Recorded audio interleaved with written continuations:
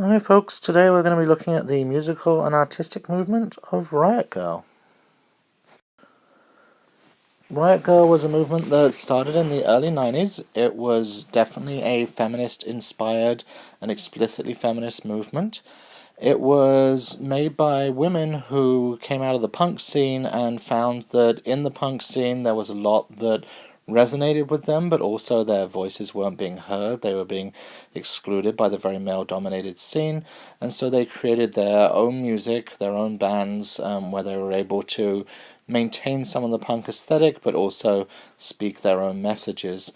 Another important element of Riot Grrrl, other than punk music, is zine culture and do-it-yourself culture. Zine, short for magazine, was a movement, an artistic movement of creating magazines out of text that people wrote, pictures that they cut out or photocopied, put together. It was very much something all you needed was a Sharpie and a photocopier to do it, so it was very accessible. Many of the zines were available for free or for very, very low cost, and so these circulated, and they were a way that people had access to media. We're talking, before the internet was really widespread, media that had an alternative message that wasn't controlled by, the major companies.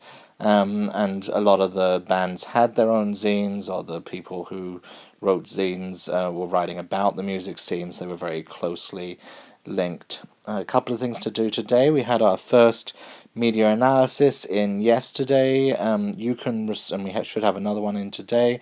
You can respond to the media analysis done by your peers in the class exactly the same way as a reading response to anything else, and those will count the same, and I encourage you to do so. Even if you don't respond to them as a reading response, I encourage you to read them, look up the media involved, make comments on them, which will count towards your virtual presence.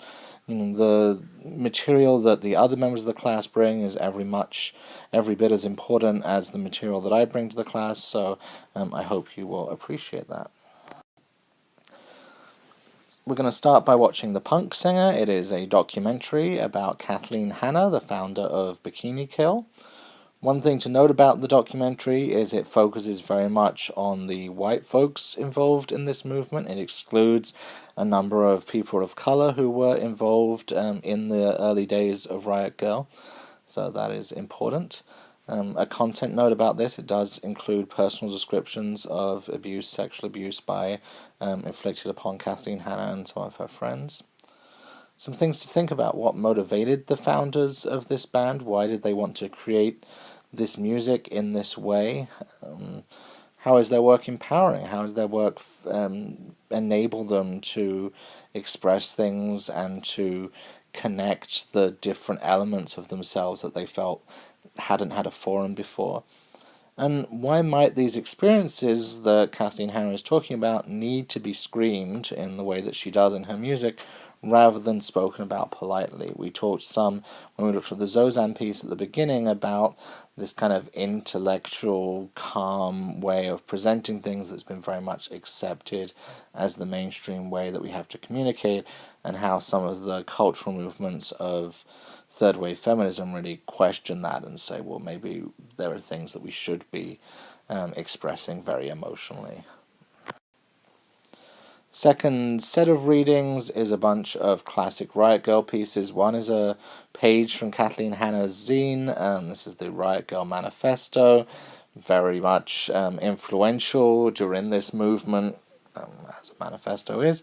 It was especially notable for the way it combined classic feminist theory and Kathleen Hanna's experience, and the experience of a lot of the other young women involved in this movement, of living in patriarchy, of exploring their femininity, the way that femininity could be empowering to them, could be part of them. They saw themselves as women. The fact that they're adopting the word girl, which is traditionally within feminism kind of not seen as serious because it connects to the way that women are infantilized within femininity, but they're kind of reclaiming part of that, right? The Brett culture and so forth, but at the same time, obviously, infusing it with a type of power, as can be seen in the spelling of it with girl, right? And in this manifesto here.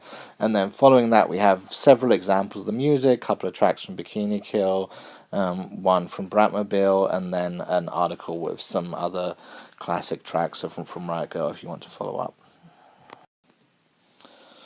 The third reading today is two artists who are not, strictly speaking, Riot Grrrl at all. They're radical punk artists, they're contemporary artists, meaning they're performing right now. They're both very much, however, inspired by Riot Grrrl. The first artist we're looking at is Laura Jane Grace, who is the lead singer of the band Against Me.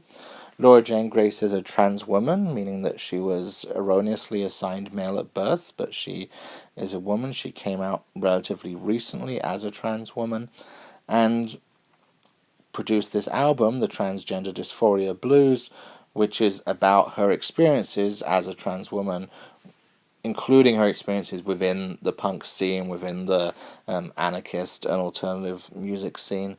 And this is really the first kind of anthem of the transgender movement, I think. There's some incredibly powerful songs in here that resonated with a huge number of people, and it was very empowering to several folks. So we have some interviews with her, including one looking at her sense of style, which I think is an interesting look at femininity and how that interacts with the punk aesthetic and with her experiences as a trans woman. And then some of their music, including a collaboration she did with Joan Jett and Miley Cyrus, which is a cover of a Joan Jett song, classic Joan Jett song. And then we have Meredith Graves and Perfect Pussy. Meredith Graves is an artist out of hardcore punk. As you can hear from her music here, it's a lot more hardcore, a lot more punky than Riot Grrrl traditionally is, which has, a more pop element to it. And Meredith, I think, is an incredibly cool person again, especially in the piece where she talks about punk as a consumerist item and her dress code. Think about the way that femininity and her femininity interacts with this punk scene and with the message that she has to get out. So I hope you enjoy. These are fun songs and readings, I think, and I will see you on the message boards.